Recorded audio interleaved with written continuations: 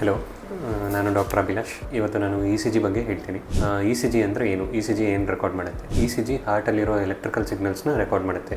E C ಜಿಯಿಂದ ಏನೇನು ಕಂಡುಹಿಡಿಬೋದು? ಒಂದು, ಹಾರ್ಟ್ ಅಟ್ಯಾಕ್ ಆಗ್ತಾ ಇದ್ದರೆ ಕಂಡುಹಿಡಿಬೋದು, ಹಳೇದ ಹಾರ್ಟ್ ಅಟ್ಯಾಕ್ ಆಗಿದ್ದರೆ ಕಂಡುಹಿಡಿಬೋದು. ಅರಿಥ್ಮಿಯಾಸ್ ಅಂತ ಹೇಳ್ತೀವಿ, ಅಂದರೆ ಕೆಲವರಿಗೆ ಎದೆ ಬಡ್ತ ಜೋರಾಗಿ ಹೊಡ್ಕೊಳ್ಳೋಂಗೆ ಅನ್ಸೋದು, ಎದೆ ಬಡ್ತ ನಿಧಾನವಾಗಿ ಹೊಡ್ಕೊಳ್ಳೋದು ಅನ್ಸೋದು, ಈ ಥರ ಸಿಂಪ್ಟಮ್ಸ್ ಇದ್ದರೆ ಅವಾಗ ಇ ಸಿ ಜಿ ಮಾಡಿದ್ರು ಏನು ತೊಂದರೆ ಇದೆ ಅಂತ ಕಂಡುಹಿಡಿಬೋದು.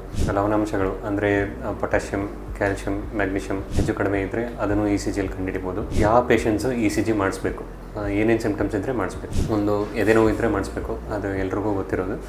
ಅದಲ್ಲದೆ ಯಾವಾಗ ಮಾಡಿಸ್ಬೇಕು ಅಂದರೆ, ಈ ಥರ ಎದೆ ಬಡ್ತ ಏರುಪೇರು ಅಂತ ಅನಿಸಿದ್ರೆ ಆಗ ಇ ಸಿ ಜಿ ಮಾಡಿಸ್ಬೇಕು. ತಲೆ ಸುತ್ತು ಅಥವಾ ಪ್ರಜ್ಞೆ ತಪ್ಪೋದು, ಪದೇ ಪದೇ ಪ್ರಜ್ಞೆ ತಪ್ಪಿರೋದು, ಆ ಥರದ್ದೇನಾದರೂ ಇದ್ದರೆ ಇ ಸಿ ಜಿ ಮಾಡಿಸ್ಬೇಕು.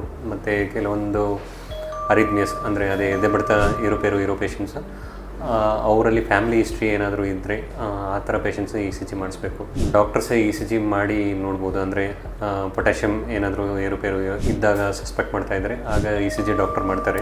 ಇದು ಇ ಸಿ ಜಿ ಮಾಡಬೇಕಾಗಿರೋ ಇಂಡಿಕೇಷನ್ಸ್. ಇ ಸಿ ಜಿ ಮಾಡೋದ್ರಿಂದ ತೊಂದರೆ ಏನಾದರೂ ಆಗುತ್ತಾ ಅಂದರೆ ಏನೂ ಆಗಲ್ಲ. ಮತ್ತು ಕೆಲವೊಂದು ಪೇಷಂಟ್ಸ್ ಇ ಸಿ ಜಿ ಅಂದರೆ ಸಿಂಪ್ಟಮ್ಸ್ ಇಲ್ಲದೆ ಇದ್ದಾಗ ನಾರ್ಮಲೇ ಇರುತ್ತೆ, ಸಿಂಪ್ಟಮ್ಸ್ ಬರೋ ಟೈಮಲ್ಲಿ ಇ ಸಿ ಜಿ ಅಬ್ನಾರ್ಮಲ್ ಇರ್ಬೋದು. ಸೊ ಈ ಥರ ಇರೋ ಪೇಷಂಟ್ಸಲ್ಲಿ ಏನು ತೊಂದರೆ ಆಗಿದೆ ಅಂತ ಕಂಡುಹಿಡಿಬೇಕು ಅಂದರೆ ಹಾಲ್ಟರ್ ಮಾನಿಟರಿಂಗ್ ಅಂತ ಹೇಳ್ತೀವಿ. E C G over day continuous record ಆಗುತ್ತೆ.